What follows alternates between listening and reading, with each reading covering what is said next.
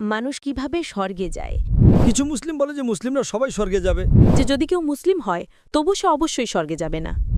তাই যারা বলে শেষে আমরা স্বর্গে যাব তারাও মূর্খ।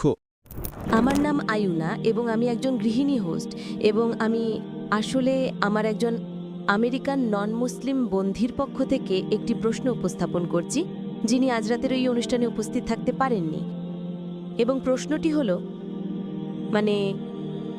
তিনি বলেছেন যে মানুষ কিভাবে স্বর্গে যায়। যেমন তিনি শুনেছেন যে কিছু মুসলিম বলে যে তারা সবাই শেষে স্বর্গে যাবে, এমনকি যদি তাদের কিছুটা সময় নরকে কাটাতে হয়। আর অন্যরা বলে যে কেউ জানে না তারা কখনো স্বর্গে যাবে কিনা। তাই কুরআন এ বিষয়ে কি বলে? তাই হ্যাঁ, এটাই প্রশ্ন। ধন্যবাদ। বোন, প্রশ্নটি আমাদের একজন আমেরিকান নন মুসলিম বন্ধুর। হ্যাঁ, তিনি জিজ্ঞাসা করেছেন যে আপনি জানেন মুসলিমরা যদি কিছু ভুল করে শেষে তারা স্বর্গে যাবে, এটা কি সঠিক? হ্যাঁ, কারণ কিছু মুসলিম বলে তারা সবাই স্বর্গে যাবে, কিন্তু অন্যরা বলে যে যদি কেউ মুসলিম হয় তবু সে অবশ্যই স্বর্গে যাবে না, কিন্তু তাদের প্রথমে নরকে যেতে হবে এবং তারপর স্বর্গে যাবে, ঠিক না? এটাই প্রধান প্রশ্ন। হ্যাঁ, কারণ যেমন কিছু মুসলিম বলে যে মুসলিমরা সবাই স্বর্গে যাবে, হ্যাঁ, কিন্তু কেউ কেউ বলে যে এমনকি যদি তারা একজন মুসলিম হয় তারা স্বর্গে যাবে, কিন্তু প্রথমে নরকে যেতে হবে, তারপর পরে স্বর্গে যাবে। এরকম প্রশ্ন হলো, যদি কোনো মুসলিম পাপ করে হ্যাঁ, হ্যাঁ, তারা কিছু সময় নরকে থাকবে এবং শেষে স্বর্গে যাবে, এটা কি সঠিক? হ্যাঁ। আল্লাহ কোরআনে সূরা নিসার 48 নম্বর এবং 116 নম্বর আয়াতে বলেছেন, যদি আল্লাহ ইচ্ছা করেন তিনি যে কোনো পাপ মাফ করতে পারেন, কিন্তু শিরকের পাপ তিনি কখনো মাফ করবেন না।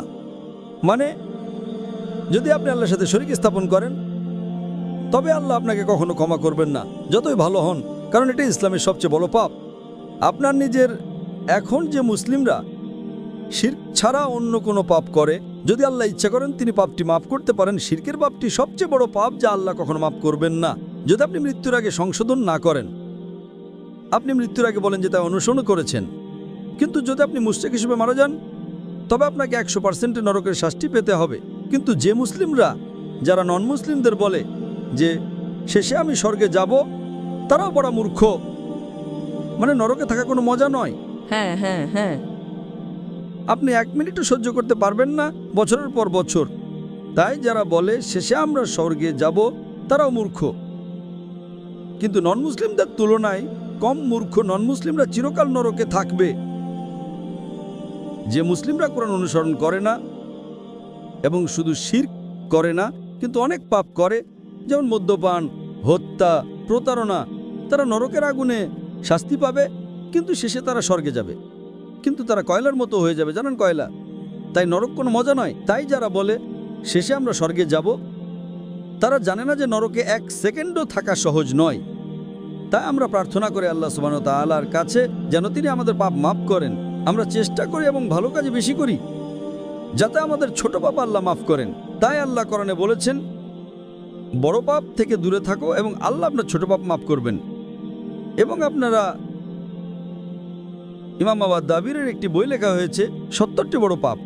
তাই মুসলিমদের সতর্ক থাকতে হবে যাতে তারা শিরকে জড়িত না হয়। তারা সবসময় সালাত পড়বে, যাকাত দেবে, রমজানে ফাস্ট করবে, হজ করবে, বাবা মায়ের প্রতি ভালোবাসা ও শ্রদ্ধা দেখাবে। দেখবেন যে আপনি মাতলিটি করবেন না, জিনা করবেন না। সব আদেশ আমি ক্রমে বলছি, আপনি বুঝেছেন তো? তাই আমাদের মুসলিমদের দেখতে হবে যাতে আমরা কোরআন এবং হাদিসের নির্দেশনা অনুসরণ করি আর ইনশাআল্লাহ বড় পাপ থেকে দূরে থাকি। ইনশাআল্লাহ আল্লাহ আপনি ছোট পাপ মাফ করবেন। আশা করি প্রশ্নের উত্তর দেওয়া হয়েছে। ঠিক আছে, অনেক ধন্যবাদ।